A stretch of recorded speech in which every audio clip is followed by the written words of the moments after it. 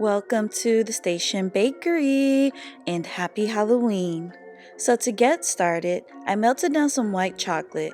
Then I used some candy coloring to color my chocolate orange, green, and purple. I shake it around to coat the mold and then I pop it into the freezer to let it chill and set up. Then I fill it up with cake dough and cover with more of the colored chocolate. I use a spatula to spread it around and make the back smooth and let it set up.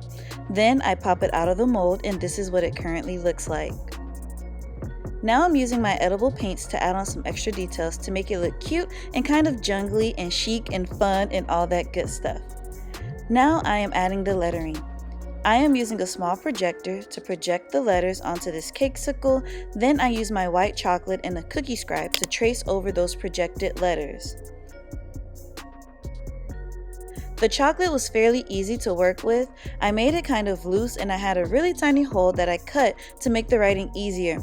Then I let it set up and this is what it looks like. So cute, right? Now I am going over to the treat portion and I'm just doing the same thing. Because the slit is so small, my chocolate was firming up every now and then and I had to squeeze out those hard pieces of chocolate, but it wasn't really that much trouble. I messed up a little bit on this part, but this chocolate is great because it's easy to fix. I just wipe off the mistake with the cookie scribe and then start over.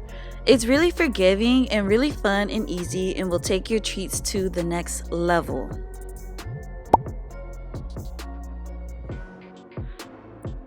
I add a question mark because, it's the question of Halloween, trick or treat. And this is what it looks like.